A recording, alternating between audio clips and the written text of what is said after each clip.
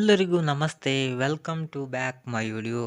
ಬನ್ನಿ, ನಾವಿವತ್ತು ಎಲ್ಲಿದ್ದೇವೆ ಅಂತ ತಮಗೆಲ್ಲ ಆಲ್ರೆಡಿ ಗೊತ್ತಾಗಿದೆ. ನಾವು ಇವತ್ತು ಬಂದಿರೋದು ಸಾಲುಮರದ ತಿಮ್ಮಕ್ಕನ ಉದ್ಯಾನವನ. ಗದಗ್ನಲ್ಲಿ ಇರುವ ಸಾಲುಮರದ ತಿಮ್ಮಕ್ಕನ ಉದ್ಯಾನವನಕ್ಕೆ ತಮಗೆಲ್ಲ ಸ್ವಾಗತ, ಸುಸ್ವಾಗತ. Welcome to back my video.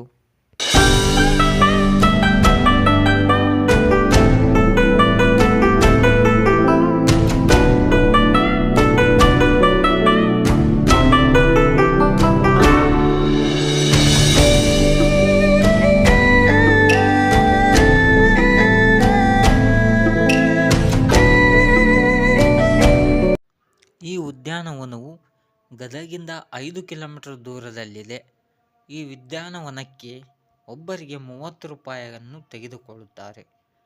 ಬೆಳಗ್ಗೆ 8 ಗಂಟೆಯಿಂದ ರಾತ್ರಿ ಸಂಜೆ 5 ಗಂಟೆವರೆಗೂ ಇದು ಓಪನ್ ಆಗಿರುತ್ತೆ. ಇದು ಪ್ರಕೃತಿಯ ಮಡಿಲಲ್ಲಿ ಬಹು ಸುಂದರವಾಗಿ ನಿರ್ಮಿಸಿರುವಂಥ ಉದ್ಯಾನವನ. ಈ ಉದ್ಯಾನವನಕ್ಕೆ ಸಾಲುಮರದ ತಿಮ್ಮಕ್ಕ ಎಂದು ಹೆಸರಿಡಲಾಗಿದೆ. ಯಾಕೆಂದರೆ ಸಾಲುಮರದ ತಿಮ್ಮಕ್ಕನಿಗೆ ಮಕ್ಕಳಿಲ್ಲದ ಕಾರಣ ಅವಳು ಈ ಗಿಡಗಳನ್ನೇ ತನ್ನ ಮಕ್ಕಳೆಂದು ಬೆಳೆಸಿ ಆ ಗಿಡಗಳಿಗೆ ತಾಯಾಗಿ ಸಾಲುಮರದ ತಿಮ್ಮಕ್ಕ ಎಂದು ಹೆಸರು ಪಡೆದರು. ಅವರ ಜ್ಞಾಪಕಾರ್ಥವಾಗಿ ಈ ಉದ್ಯಾನವನಕ್ಕೆ ಸಾಲುಮರದ ತಿಮ್ಮಕ್ಕ ಉದ್ಯಾನವನ ಎಂದು ಗೌರವಾರ್ಥವಾಗಿ ಹೆಸರಿಡಲಾಗಿದೆ.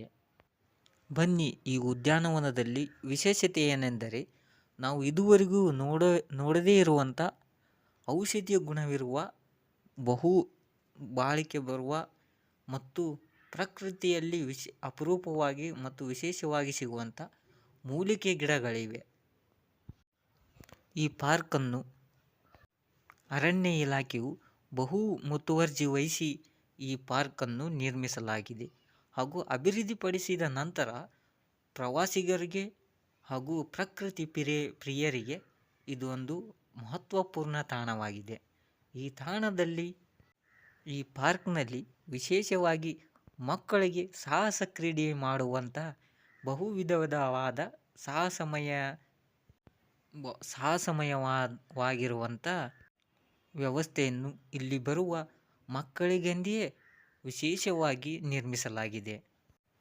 ಈ ಪಾರ್ಕ್ನ ಮತ್ತೊಂದು ವಿಶೇಷತೆ ಏನೆಂದರೆ, ಈ ಪಾರ್ಕ್ ಬೆಟ್ಟದ ಮೇಲಿಂದ ಒಂದು ರೂಫ್ವೇಯನ್ನು ಮಾಡಲಾಗಿದೆ.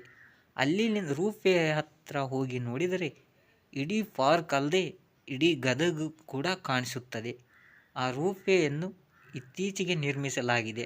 ಪ್ರವಾಸಿಗರಿಗೆ ಹೆಚ್ಚಿನ ಆಕರ್ಷಣೆಯನ್ನು ಈ ರೂಫ್ವೇ ನೀಡುತ್ತದೆ.